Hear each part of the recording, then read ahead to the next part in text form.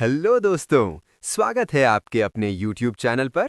अगर आपको new IPO की जानकारी चाहिए, तो आप बिल्कुल सही चैनल आए हैं। यहाँ आपको कंपनी की पूरी जानकारी मिलेगी। तो अगर आप चैनल पर नए हो, तो सब्सक्राइब जरूर कर लेना और कमेंट भी करना कि आपको वीडियो कैसी लगी। तो चलिए बात करते हैं आज की आईपीओ की। दोस्तों, सच बताऊं तो स्टॉक मार्केट में हर हफ्ते नए आईपीओज आते हैं।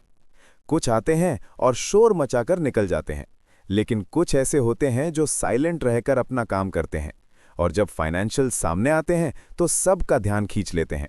आज हम बात कर रहे हैं safety controls end devices limited के बारे में। अब आप सोच रहे होंगे, यार एक और एसएमई आईपीओ, क्या ये मेरे काम का है? तो सुनिए, जब मैंने इस कंपनी के पिछले 1 साल के नंबर्स देखे ना, तो मैं खुद थोड़ा हैरान रह गया। इनका रेवेन्यू 1 साल में डबल से भी ज्यादा हो गया है। लेकिन क्या सिर्फ रेवेन्यू देखकर आंख बंद करके पैसा लगा देना चाहिए? बिल्कुल नहीं। आज के इस वीडियो में हम कोई बोरिंग लेक्चर नहीं देंगे, हम सीधी बात करेंगे। पहला, ये कंपनी करती क्या है। दूसरा, इनका पैसा कहां से आ रहा है। और सबसे बड़ा सवाल, क्या आपको अपने 2,56,000 रुपए इसमें ब्लॉक करने चाहिए या नहीं। अगर आप आईपीओज में इंटरेस्ट रखते हैं या मार्केट में नए हैं, तो ये 5-6 मिनट आपकी काफी मदद कर सकते हैं। चलिए डिटेल में समझते हैं। अब सवाल ये आता है कि safety controls end devices limited, ये नाम सुनने में तो काफी जेनेरिक लगता है, पर इनका काम काफी स्पेसिफिक और जरूरी है। सोचिए, हम एक ऐसे देश में रह रहे हैं जहां इंफ्रास्ट्रक्चर और बिजली पावर का काम दिन रात चल रहा है। हर जगह नई ट्रांसमिशन लाइंस बिछाई जा रही हैं, नए पावर स्टेशंस बन रहे हैं। लेकिन दोस्तों, इतने बड़े लेवल पर जब बिजली का काम होता है ना, तो वहां सबसे बड़ी प्रायोरिटी होती है सेफ्टी। ये कंपनी इसी सेफ्टी और एफिशिएंसी के बीच का एक ब्रिज है। बेसिकली ये पावर इंफ्रास्ट्रक्चर सेक्टर में काम करते हैं। इनका मेन काम है सप्लाई, इंस्टॉलेशन और कमीशनिंग। मतलब ये सिर्फ डिवाइसेस बेचते नहीं हैं, बल्कि बड़े-बड़े प्रोजेक्ट्स में उन्हें इंस्टॉल करते हैं और ये इंश्योर करते हैं कि पूरा सिस्टम सही से चले। इनके पोर्टफोलियो में क्या है? प्रोटेक्शन डिवाइसेस, जो बिजली के बड़े झटकों से सिस्टम को बचाते हैं। कंट्रोल पैनल्स, जो पूरे पावर फ्लो को मैनेज करते हैं। सेफ्टी इक्विपमेंट, जो उन लोगों के लिए जरूरी हैं जो इन डेंजरस हाई वोल्टेज लाइंस पर काम करते हैं। इनका काम सिर्फ प्राइवेट कंपनीज तक ही लिमिटेड नहीं है, ये सरकारी और प्राइवेट दोनों सेक्टर्स के साथ मिलकर काम करते हैं, ताकि हमारे घरों तक जो बिजली पहुंच रही है वो बिना किसी इंटरप्शन और बिना किसी बड़े हादसे के पहुंचे। आसान भाषा में बोलूं तो जब तक इंडिया में सड़कें बनेंगी, नए शहर बसेंगे और बिजली की डिमांड बढ़ेगी, तब तक इनका बिजनेस रेलेवेंट रहेगा, क्योंकि सेफ्टी कोई ऑप्शन नहीं है, ये एक नेसेसिटी है। लेकिन क्या ये सिर्फ बातें हैं या इनका काम सच में बोलता है? चलिए इनके नंबर्स और डेट्स पर एक बार नजर डालते हैं।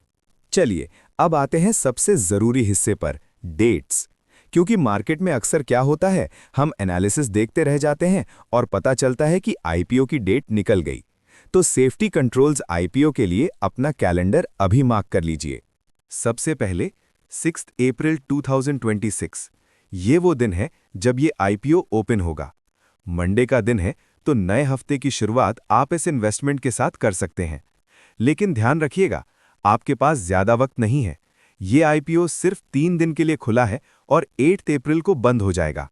अक्सर लोग लास्ट डे का इंतजार करते हैं, पर मेरा सुझाव रहेगा कि अगर आपने मन बना लिया है, तो लास्ट मिनट के रश और टेक्निकल ग्लिचेस से बचने के लिए थोड़ा पहले ही अप्लाई कर दें। अब आती है वो डेट जिसका सबको बेसब्री से इंतजार रहता है, 9 अप्रैल। इस दिन अलॉटमेंट फाइनलाइज होगा। मतलब आपको पता चलेगा कि आपकी किस्मत चमकी है या नहीं और शेयर्स आपके नाम हुए हैं या नहीं। अगर अलॉटमेंट नहीं मिलता तो टेंशन मत लीजिए, 10 अप्रैल तक आपका रिफंड प्रोसेस शुरू हो जाएगा। और फाइनल बिग डे 13 अप्रैल 2026। इस दिन ये कंपनी बीएसई एसएमई प्लेटफॉर्म पर लिस्ट होगी।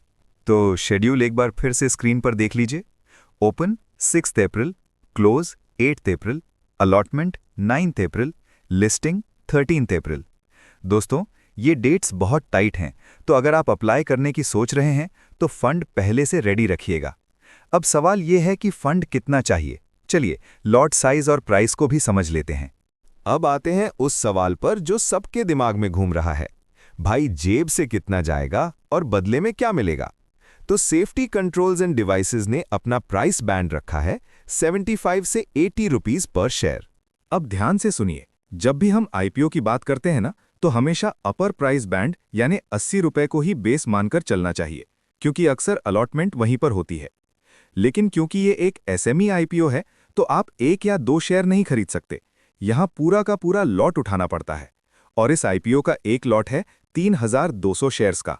इसका सीधा मतलब ये है कि अगर आप रिटेल कैटेगरी में अप्लाई करना चाहते हैं तो आपको कम से कम 2,56,000 रुपए की जरूरत पड़ेगी। मिनिमम इन्वेस्टमेंट 2,56,000 रुपए एक लॉट, मैक्स इन्वेस्टमेंट रिटेल में 2,56,000 रुपए। एसएमई में रिटेल लिमिट यही होती है।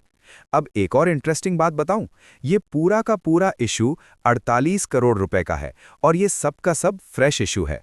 ये मेरे लिए एक बहुत बड़ा पॉजिटिव पॉइंट है। क्यों? क्योंकि इसका मतलब ये है कि जो पैसा आप और हम लगा रहे हैं वो सीधा कंपनी के अंदर जा रहा है, नया इक्विपमेंट खरीदने के लिए, बिजनेस को बढ़ाने के लिए या पुराने कर्जे चुकाने के लिए। कोई पुराना इन्वेस्टर अपना हिस्सा बेचकर भाग नहीं रहा है। तो दोस्तों, 2.56 लाख रुपीस एक बड़ी रकम होती है। इसीलिए इसे अप्लाई करने से पहले हमें ये देखना होगा कि क्या कंपनी इतनी काबिल है कि वो आपके इस पैसे को ग्रो कर सके। उसी के लिए चलिए इनके फाइनेंशियल्स का एक्सरे करते हैं और देखते हैं कि कंपनी की सेहत कैसी है। दोस्तों, मैं हमेशा कहता हूं, बिजनेस की बातें एक तरफ और बिजनेस के नंबर्स एक तरफ, क्योंकि नंबर्स झूठ नहीं बोलते। तो चलिए सेफ्टी कंट्रोल्स का एक छोटा सा फाइनेंशियल एक्सरे करते हैं। सबसे पहले बात करते हैं इनके रेवेन्यू की, यानी कंपनी ने कितना सामान बेचा और कितनी कमाई की। साल 2024 में इनका रेवेन्यू था लगभग 45 करोड़ रुपीस, लेकिन सिर्फ एक साल बाद 2025 में ये जंप मारकर सीधा पहुंच गया 103 करोड़ रुपीस के पार। मतलब एक साल में कमाई डबल से भी ज्यादा। ये दिखाता है कि मार्केट में इनकी डिमांड बहुत तेजी से बढ़ रही है। अब आप कहेंगे, भाई कमाई तो बढ़ गई, पर जेब में क्या बचा? तो इनका प्रॉफिट आफ्टर टैक्स देखिए। जहां 2024 में ये 4 करोड़ रुपए का मुनाफा कमा रहे थे, वहीं 2025 में ये बढ़कर लगभग 9.5 करोड़ रुपए हो गया है। प्रॉफिट में भी 100% से ज्यादा की ग्रोथ। लेकिन रुकिए, 2 और ऐसे नंबर्स हैं जो मुझे काफी पसंद आए। एक, ROE रिटर्न ऑन इक्विटी, जो कि 21% है। इसका मतलब कंपनी आपके लगाए हुए पैसों पर अच्छा रिटर्न निकालना जानती है। 2, ROCE return on capital employed, ये 33% के करीब है। ये नंबर हमें बताता है कि कंपनी अपने टोटल रिसोर्सेज यानी कैपिटल को कितनी एफिशिएंसी से यूज कर रही है, और 30% से ऊपर का ROCE किसी भी कंपनी के लिए बहुत शानदार माना जाता है। एक और जरूरी बात, डेट यानी कर्ज। इनका डेट टू इक्विटी रेशियो 0.72 है। मतलब कंपनी पर कर्ज है, पर इतना नहीं कि उनकी नींद उड़ जाए। ये एक मैनेजेबल लिमिट में है। तो अगर हम फाइनेंशियल हेल्थ की बात करें, तो फिलहाल तो कंपनी पिंक ऑफ हेल्थ में लग रही है। नंबर्स देखकर तो ऐसा लग रहा है कि मैनेजमेंट को पता है कि उन्हें गाड़ी कैसे चलानी है।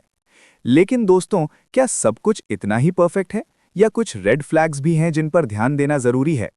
चलिए मेरे फाइनल वर्डिक्ट की तरफ चलते हैं। अब आते हैं उस सवाल पर जिसके लिए आपने इस वीडियो पर क्लिक किया था। भाई, फाइनल वर्डिक्ट क्या है? अप्लाई करें या नहीं? देखिए दोस्तों, मैं हमेशा एक बात कहता हूं कि मार्केट में कोई भी इन्वेस्टमेंट श्योर शॉट नहीं होती, लेकिन हम प्रोबेबिलिटी यानी संभावना पर खेलते हैं। तो चलिए पहले पॉजिटिव और नेगेटिव को पलड़े में रखते हैं। पहले अच्छी बातें। रेवेन्यू और प्रॉफिट दोनों रॉकेट की तरह ऊपर जा रहे हैं। एक साल में 100% से ज्यादा की ग्रोथ कोई मजाक नहीं है। इंडिया में इंफ्रास्ट्रक्चर और पावर पर जितना काम हो रहा है, सेफ्टी कंट्रोल्स जैसी कंपनीज की डिमांड रुकने वाली नहीं है। फ्रेश इशू 48 करोड़ रुपए पूरा का पूरा कंपनी की ग्रोथ में जाएगा। ये सबसे बड़ा कॉन्फिडेंस बूस्टर है। अब थोड़ा सावधान हो जाइए। The red flags. 1, SME risk. याद रखिए, ये मेन बोर्ड आईपीओ नहीं है, ये एक एसएमई आईपीओ है। इसका मतलब है कि लिस्टिंग के बाद शेयर्स को बेचना या खरीदना थोड़ा मुश्किल हो सकता है, क्योंकि लिक्विडिटी कम होती है। 2, वॉलेटिलिटी। एसएमई स्टॉक्स या तो ऊपर सर्किट लगाते हैं या नीचे। अगर आपका दिल थोड़ा कमजोर है और आप बड़ा उतार चढ़ाव नहीं झेल सकते, तो शायद ये आपके लिए नहीं है। तो मेरा क्या सोचना है, अगर आप एक अग्रेसिव इन्वेस्टर हैं जिसके पास 2,56,000 रुपए का सरप्लस फंड है और आप थोड़ा रिस्क लेकर लिस्टिंग गेन या लॉन्ग टर्म ग्रोथ देख रहे हैं, तो ये आईपीओ एक बहुत ही अट्रैक्टिव ऑप्शन लग रहा है। इसके फाइनेंशियल्स में दम है। लेकिन अगर आप मार्केट में नए हैं और आपका बजट टाइट है, तो एसएमई आईपीओ से दूर रहकर पहले मेन बोर्ड आईपीओस पर फोकस करें। प्रो टिप, अप्लाई करने से पहले एक बार जीएमपी यानी ग्रे मार्केट प्रीमियम जरूर चेक कर लेना। अगर जीएमपी 40-50% से ऊपर चल रहा है तो लिस्टिंग गेन की उम्मीद काफी बढ़ जाती है।